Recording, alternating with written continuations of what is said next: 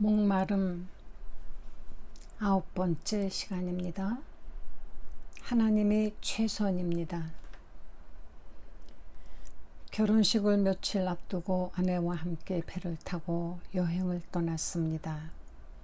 마이애미에서 함께 교회에 다녔던 친구 밀트가 우리 부부와 장모를 초대했던 것입니다.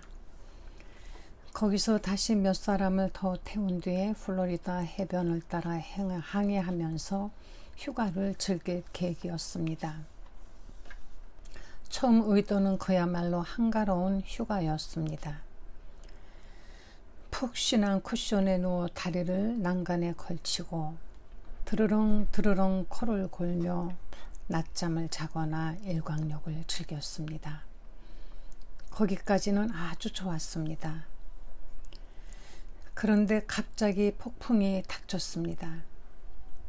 하늘이 어두컴컴해지더니 굵은 빗줄기가 쏟아져 내렸습니다.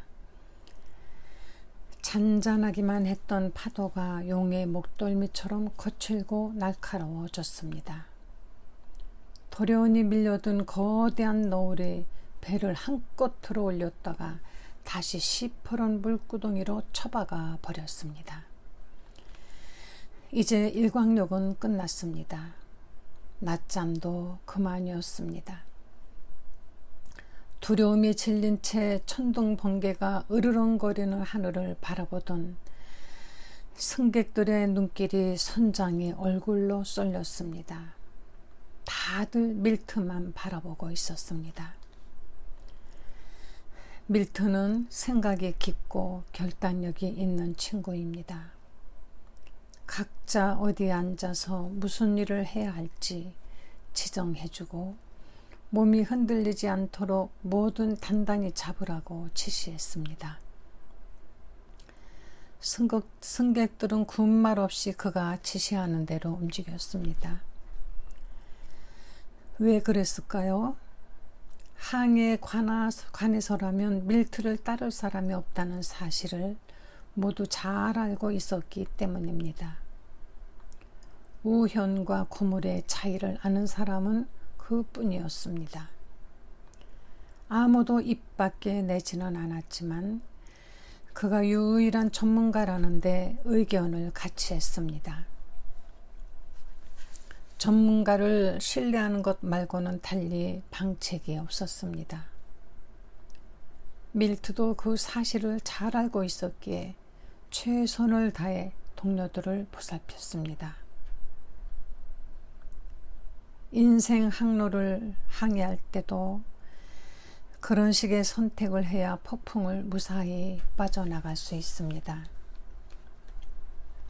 천둥 번개가 치는가 싶더니 눈 깜짝할 사이에 매섭고 사나운 바람이 잔잔하던 바다를 온통 뒤집어 놓습니다.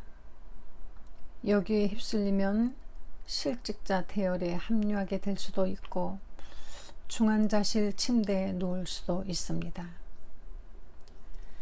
누구나 한두 차례씩은 이런 돌풍을 맞아본 경험이 있을 것입니다. 산더미 같은 파도가 닥쳐올 때 어떤 느낌이 드는지 알고 있을 것입니다. 순조로운 항해는 끝입니다. 거친 파도와 싸워야 합니다. 그렇게 휩쓸려 보면 선장을 얼마나 신뢰하고 있는지가 금방 드러납니다. 하나님은 어떻게 대처해야 할지 알고 계실까요? 태풍에서 무사히 벗어나게 해주실까요? 왜 이런 풍랑을 겪게 하시는 걸까요? 상황은 점점 나빠지는데 주님은 자꾸 황당한 지시만 내립니다. 고난을 받아들여라. 비판을 들어도 참아라. 원수를 용서하라. 여러분은 어떻게 반응하십니까? 하나님께도 밀트에게와 똑같은 마음가짐을 보이십니까?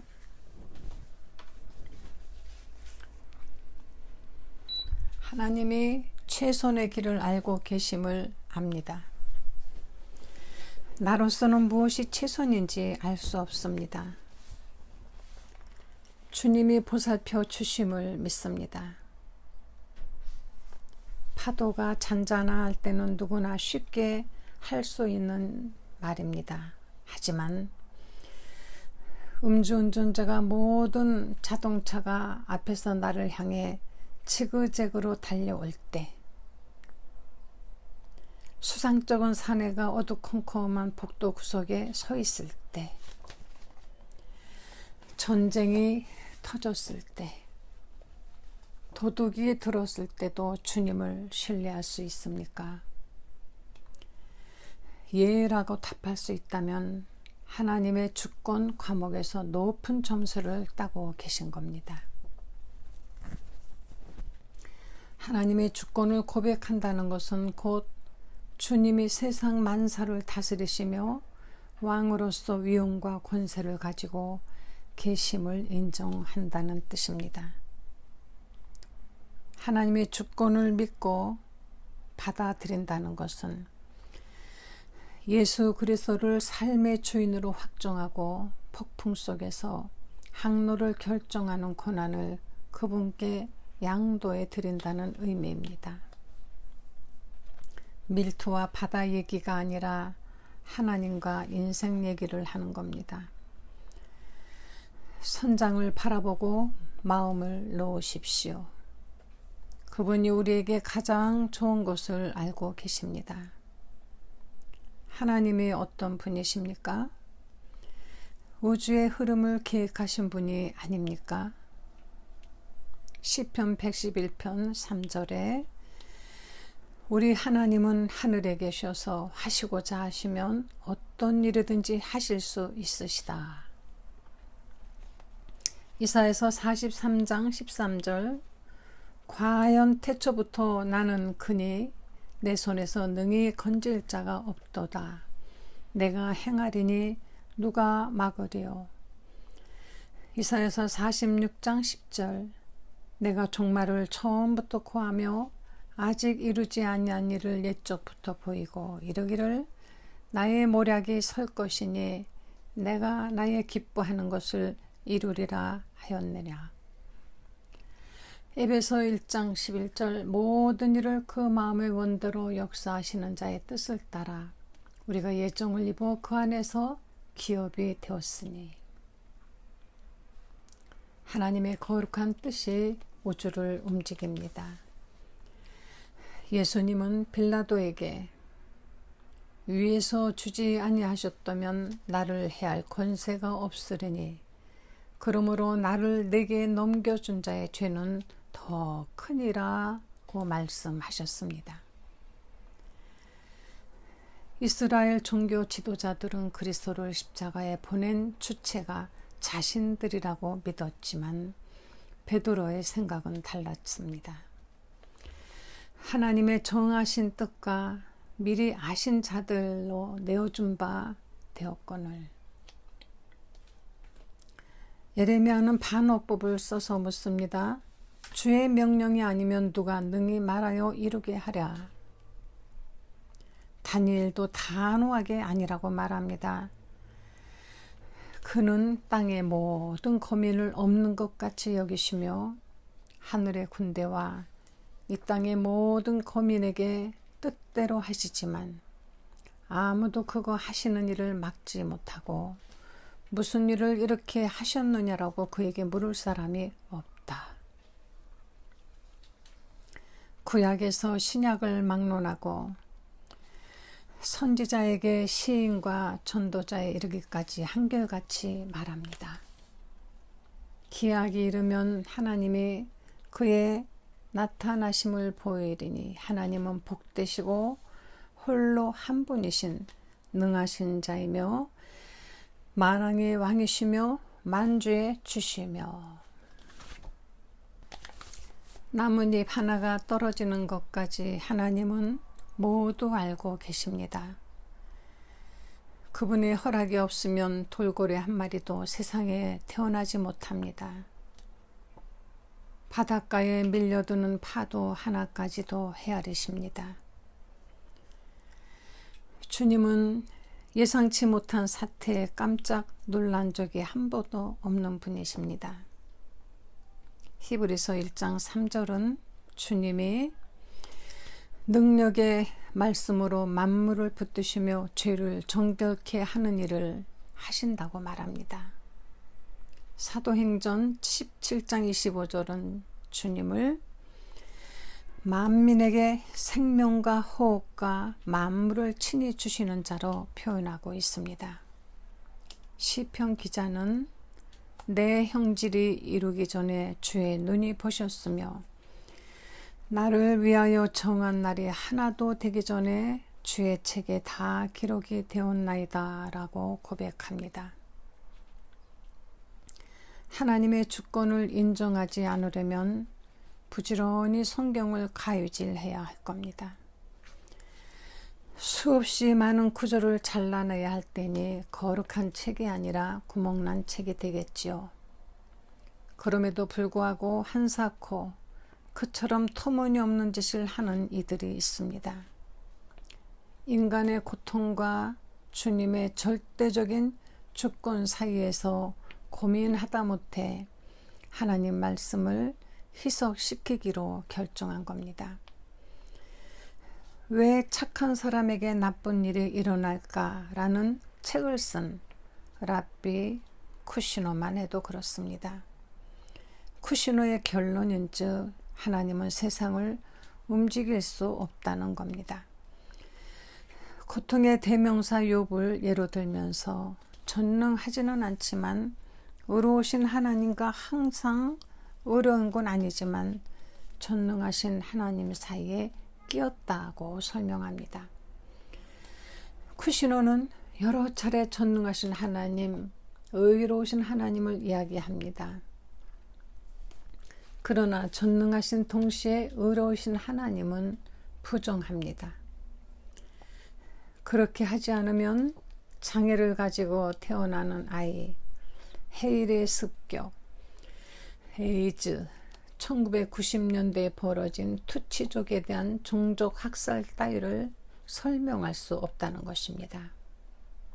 그의 이야기대로라면 별 탈 없이 인간을 보살펴 주시는 건 강한 하나님이 아닙니다. 강한 능력을 소유한 하나님이라면 인간을 돌보지 않습니다. 선하면서도 강한 하나님은 존재하지 않습니다. 정말 그럴까요? 성경에 따르면 문제의 초점은 하나님의 능력과 인자심이 아닙니다. 인류가 가지고 있는 우선순위가 모든 논의의 핵심입니다. 인간은 잘못된 우선순위를 따르고 있습니다. 누구나 건강하기를, 수입이 많기를, 깊은 잠을 자기를, 은퇴할 때까지 승승장구하기를 바랍니다. 우선순위 꼭대기에 나아가 있습니다. 그러나 하나님의 우선순위는 다릅니다. 그 정점에 하나님이 있기 때문입니다. 하늘의 존재 이유가 무엇인지 아십니까? 하나님을 찬양하기 위해서입니다. 하늘이 하나님의 영광을 선포하고 시편 19편 1절 인간이 갈등하며 바둥거리는 까닭이 어디에 있는지 아십니까? 주님의 능력을 드러내기 위해서입니다. 보라, 내가 너를 연단하였으나 은철은 하지 아니하고 너를 고난의 풀무에서 택하였노라. 내가 나를 위하여 이를 이룰 것이라. 이사야서 48장 10절에서 11절. 이사야 선지자는 큰 소리로 선포합니다. 주께서 이렇게 주의 백성을 인도하셔서 주의 이름을 영광스럽게 하셨습니다. 하나님은 펄럭펄럭 깃발을 내 것입니다. 힘을 내 보이십니다. 어떻게 하면 맥스 루케이도를 행복하게 해줄 수 있을까? 라고 묻지 않으십니다. 어떻게 하면 맥스 루케이도를 사용해서 나의 위대함을 드러낼까? 라고 물으실 뿐입니다. 축복을 사용하실 수도 있지만 고통을 도구로 삼으실 수도 있습니다. 선택은 그분의 몫입니다. 나는 빛도 짓고 어두움도 창조하며 나는 평안도 짓고 혼란도 창조하나니 나는 여호와라 이 모든 일을 행하는 자니라. 이사야서 45장 7절.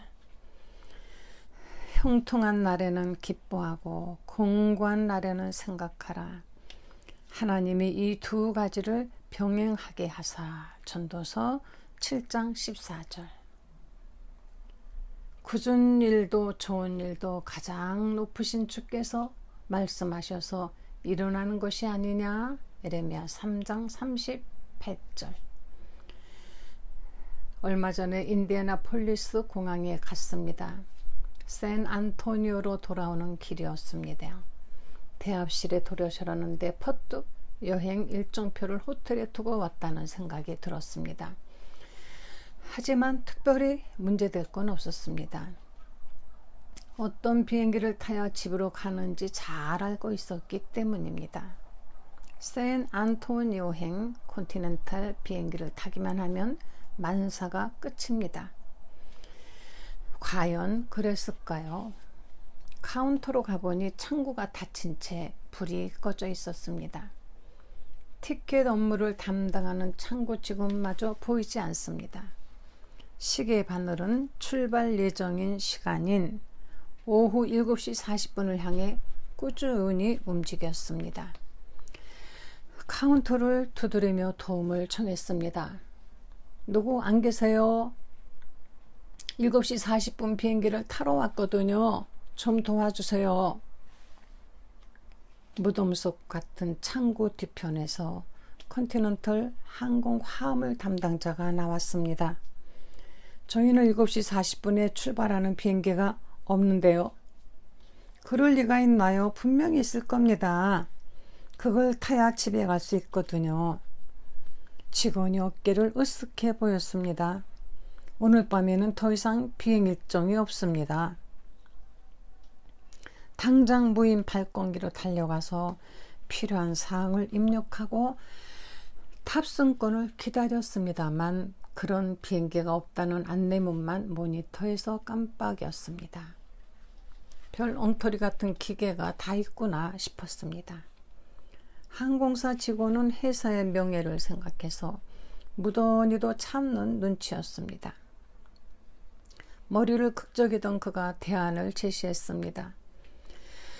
노스웨스트 항공에 7시 40분 비행기가 있습니다. 그쪽에 확인해 보시는 건 어떨까요? 그랬습니다. 콘티넨털이 아니라 노스웨스트였습니다. 정확하기로는 항공사가 가진 정보가 나보다 몇 수 위라는 사실을 인정하지 않을 수 없었습니다. 아까 같아서는 콘티넨털 카운터 앞에 버티고 서서 밤새도록 항공권을 내놓으라고 시위라도 벌이고 싶었습니다. 그러나 그렇게 한들 무슨 유익이 있겠습니까? 결국 비행 스케줄이라는 진리 앞에 무릎을 꿇을 수밖에 없었습니다. 삶 가운데서도 이런 실수를 저지르기 일쑤입니다. 하나님의 카운터 앞에 서서 건강이나 승진, 임신 등 자기가 갖고 싶은 티켓을 내놓으라고 무작정 우기는 일이 얼마나 많습니까? 하나님은 직접 작성하신 일정표를 점검해 보이며 요구를 대부분 들어주십니다. 그러나 안 된다고 말씀하실 때가 덜어 있습니다. 그건 너를 위해 계획해 놓은 여정이 아니란다. 너는 갈등과 고난의 도시를 거쳐 가게 되어 있거든. 발을 구르며 주먹으로 카운터를 두들겨 댈 수도 없습니다. 아니면 폭풍을 뚫고 항해하는 선원들과 똑같은 고백을 들을 수도 있습니다. 하나님이 최선임을 압니다. 물론 도저히 받아들일 수 없을 만큼 힘든 경우도 있습니다. 어느 여인의 경우가 그랬습니다. 하루는 강의를 마치고 내려오는데 한 여성이 상담을 청했습니다. 그때도 지금 우리가 살펴보는 내용을 가르쳤습니다. 여인은 남편과 나란히 앉아서 끔찍했던 어린 시절 얘기를 털어놓았습니다. 아버지는 어린 딸을 성폭행하고 내다 버렸습니다. 상상할 수 없는 일이고 일어나서는 안 될 일이었습니다. 여인의 마음에는 깊고도 고통스러운 상처가 남았습니다. 눈물이 가득한 눈으로 그녀가 물었습니다. 그러니까 하나님께서 그날 일도 똑똑히 지켜보고 계셨다는 말씀인가요? 여인의 질문이 방 안에 가늘게 울렸습니다.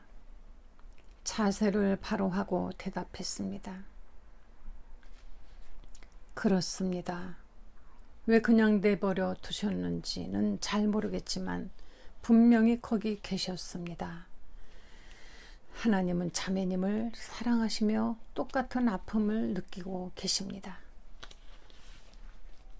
대답이 마음에 들지 않는 것 같았습니다. 하지만 인간이 하나님 앞에서 감히 무슨 소리를 하겠습니까? 혹시 잠드셨던 게 아니냐고 묻겠습니까? 직무유기라고 따지시겠습니까? 왜 알면서도 그냥 계셨느냐고요? 사랑이 많으시지만 요약한 분이라고? 아니면 전능하시지만 인간의 형편을 외면하는 분이라고 하시겠습니까? 부디 그 여인이 요셉과 한번 만나서 이야기할 수 있기를 바랍니다. 형들은 요셉의 옷을 벗기고 아우 요셉을 노예로 팔아버렸습니다. 주님이 보고 계셨을까요? 물론이죠. 하나님은 패역한 형들의 마음을 주권적으로 들어쓰셔서 이스라엘을 기근에서 건져내셨을 뿐만 아니라 메시아의 가계가 이어지게 하셨습니다. 요셉은 다시 만난 형들에게 이렇게 말했습니다. 당신들은 나를 해하려 하였으나 하나님은 그것을 선으로 바꾸사 오늘과 같이 만민의 생명을 구원하게 하시려 하셨나니. 부디 그 여인이 나사로와 만나기를 바랍니다. 나사로가 죽을 병에 걸렸다는 얘기를 들으시고도 예수님은 아무것도 하지 않으셨습니다. 오히려 무덤에 나흘씩이나 묻혀있게 내버려 두셨습니다. 왜일까요? 하나님의 영광을 위하며 하나님의 아들로 이를 인하여 영광을 얻게 하려 함이라. 요한복음 11장 4절. 그러나 무엇보다도 예수님을 한번 뵙고 대화를 나눠보는 게 좋겠습니다. 주님은 하나님께 일정표를 변경시켜 달라고 기도했습니다. 아버지의 계획은 십자가의 죽음이었습니다. 밤새도록 겟세마네 동산에 머무시면서 줄곧 긴급 수종을 간구했습니다. 못이 없는 구원 사역을 구하셨습니다. 아버지여, 만일 아버지의 뜻이오든 이 잔을 내게서 옮기시옵소서. 그러나 내 원대로 마옵시고 아버지의 원대로 되기를 원하나이다 하시니 사자가 하늘로부터 예수께 나타나 힘을 돕더라. 누가복음 22장 42절에서 43절. 하나님께서 사랑하는 아들의 기도를 들어주셨나요? 천사를 보내시는 데서 그치셨습니다. 독생자로 하여금 죽음을 피해 가게 하셨나요? 그리스도의 안위보다 하나님의 영광이 상위 개념이었습니다. 그래서 주님은 고통을 당하셨고 하나님의 은혜는 해처럼 밝게 드러나서 세상 곳곳을 비추게 됐습니다. 하나님께서 겟세마네의 밤을 견디라고 명령하셨습니까? 크리스천은 그리스도를 믿을 뿐 아니라 또한 그를 위하여 고난도 받도록 부름받은 사람들을 말합니다. 그럼 어떻게 해야 합니까?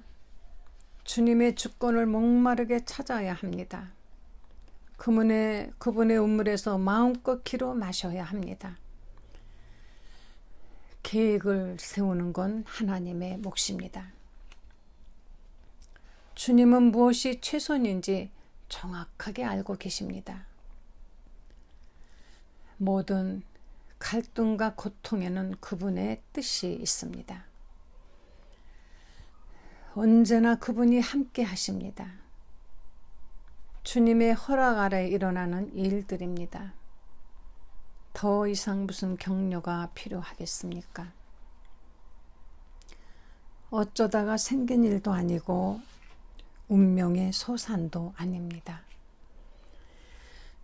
그리스도인의 삶에 우연히 끼어들 여지는 없습니다.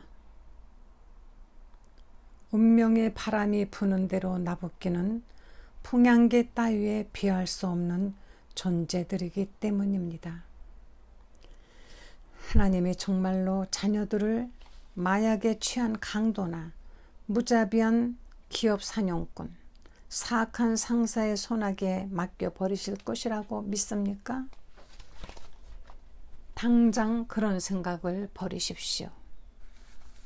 이사야서 43장 2절에서 3절 말씀에 내가 물 가운데로 지날 때 내가 함께할 것이라.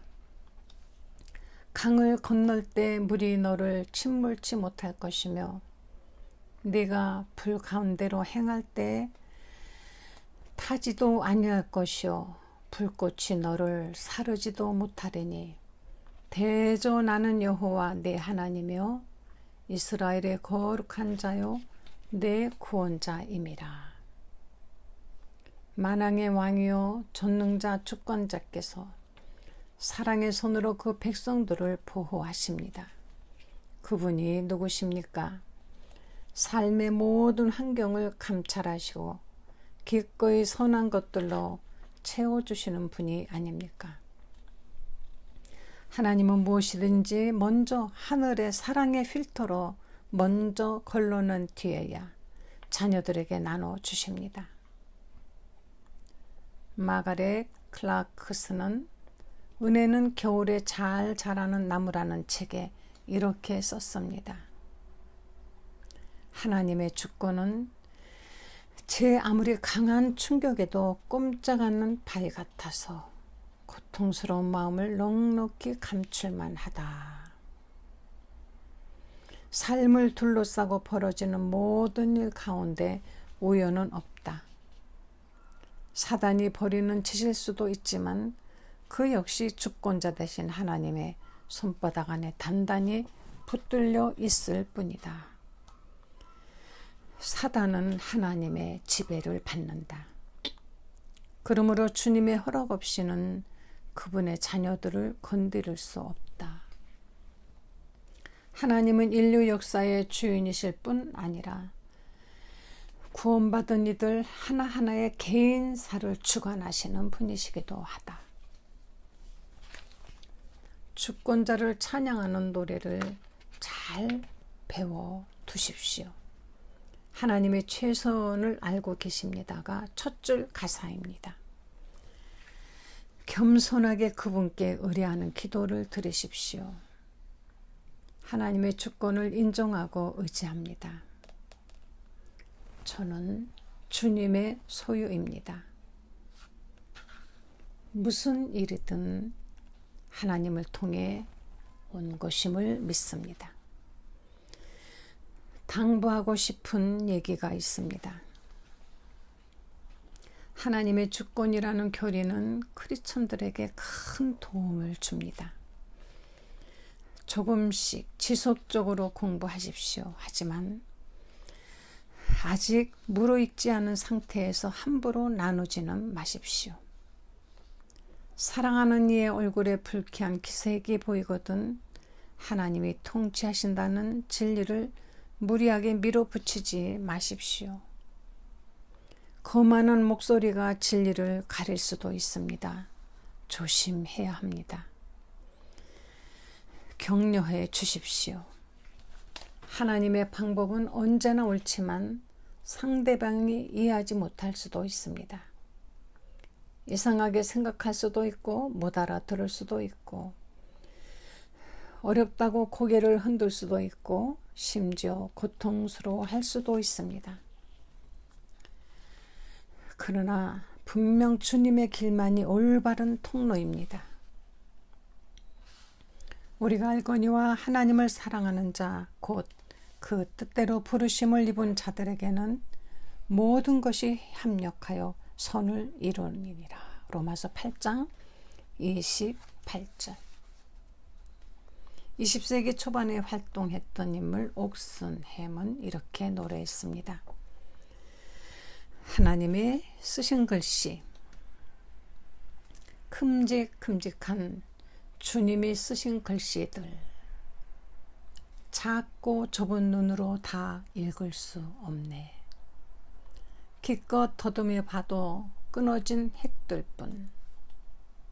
가늠할 수 없는 그 신비로운 의미, 시들어버린 소망, 죽음, 삶, 끝없는 전쟁, 부질없는 싸움.